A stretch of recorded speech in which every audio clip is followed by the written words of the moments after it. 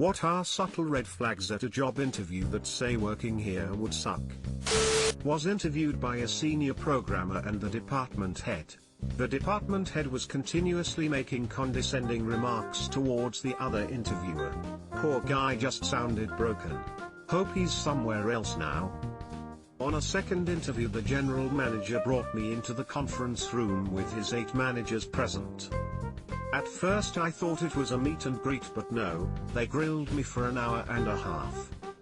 Didn't appreciate that, along with a couple other things, and politely withdrew from being considered. Couple months later, I'm playing in a ball tournament and come across one of the managers. I mentioned how weird that interview was. He says, "Weird for you? Ha. I found out then and there you were being interviewed for my job." Yep, dodged a bullet there. I was once part of a group onboarding for an IT job. They handed us all the one-page new hire contract and everyone except me signed immediately. When I read the paperwork, I discovered we were signing a mystery document. Clauses included I agree to abide by the personal search and seizure security policy, attached. Without other pages, there was no way to determine what I was agreeing to. I kept requesting more and more pages until the HR drone said, "Okay, I guess, me, is just determined to hold everyone up. We will handle you separately if you're struggling so much." After I walked out and drove home, I called the hiring manager to apologize for not taking the job. He informed me that HR reported I had walked out after refusing to be drug tested. I was asked to sign a contract that gave the employer full access to my medical records. It was supposedly for drug testing, but worded badly. I signed every other page, and got the job. Would have been very interesting if they felt like drug testing me, and they weren't able to. We will handle you separately. Well, the overtime isn't mandatory, but most folks stick around after hours most days.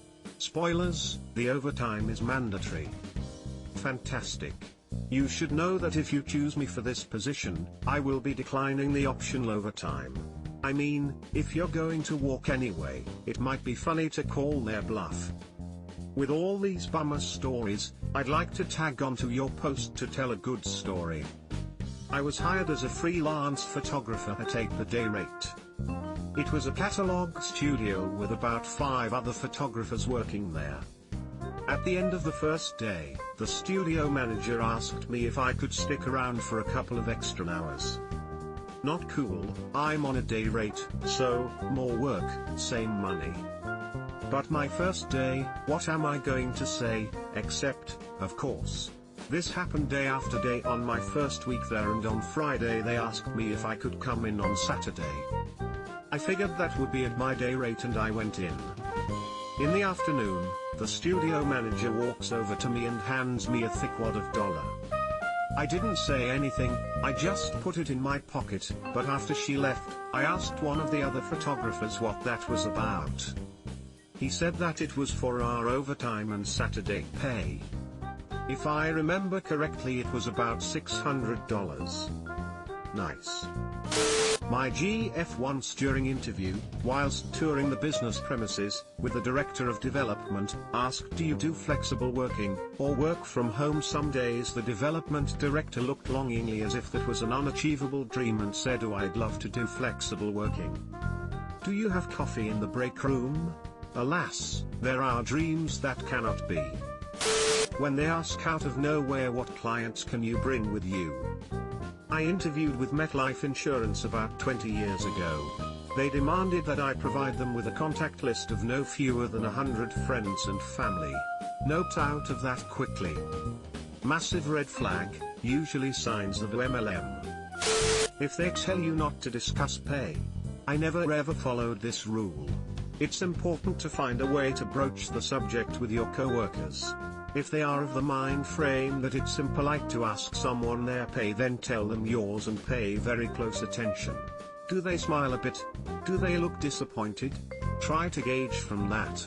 Because we don't discuss pay has always been a way to hold down wages and nothing else.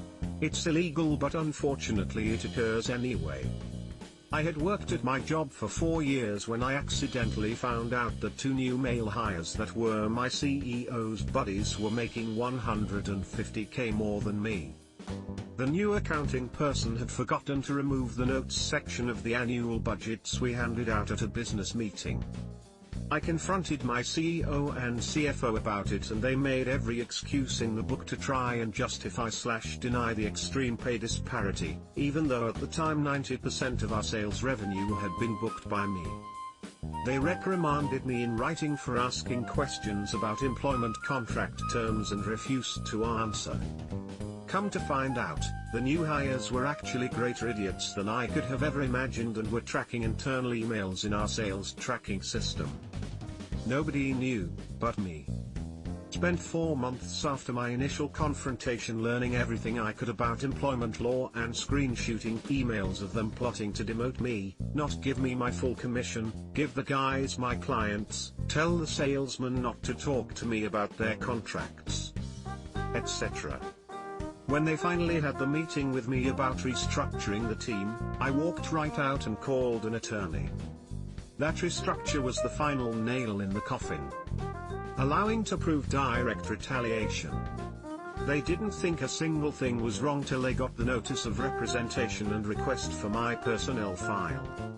Then shit hit the fan. Asking if you're planning on having kids. Big red flag. My old boss used to leave a cute photo of her niece on her desk as bait. Yes, Ashley is a doll. Casually, you have kids? My old boss really did not want to hire women with children. Last job I worked.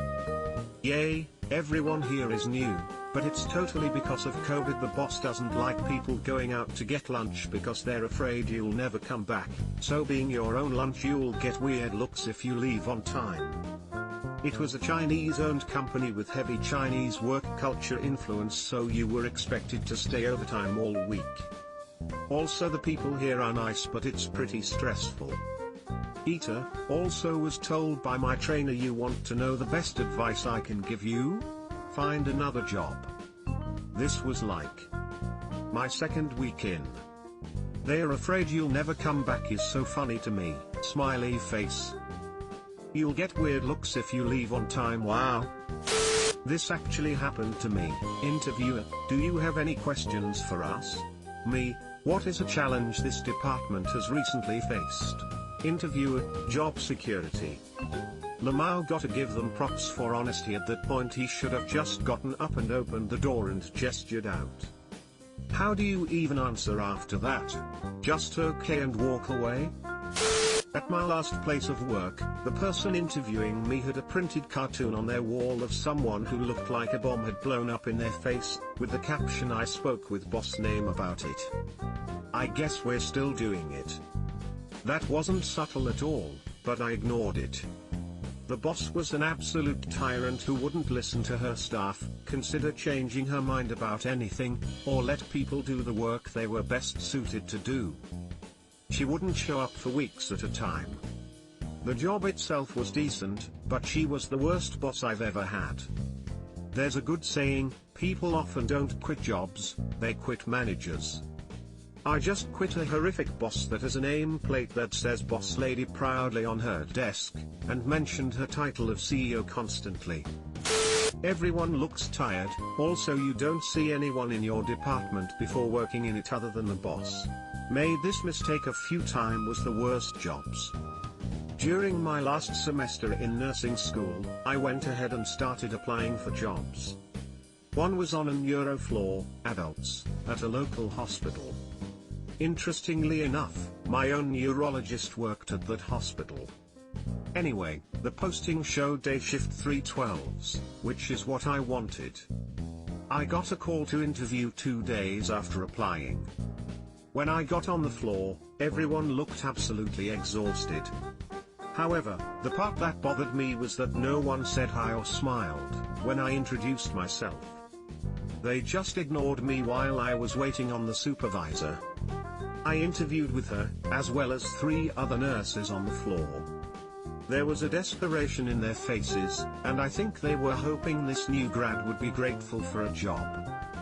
However, the supervisor told me the position was actually night shift. I explained that I could not do that, for several reasons. Sleep deprivation equals seizures for me. She said, "No worries, we will just change it to day shift. You can go ahead and start after graduation, even before I took the NCLEX." Suspicious. I got a call the next day with an offer. I actually did accept though, but I ended up changing my mind. The day before graduation, another job on another neuro floor, different hospital, was offered to me. More money and a sign-on bonus.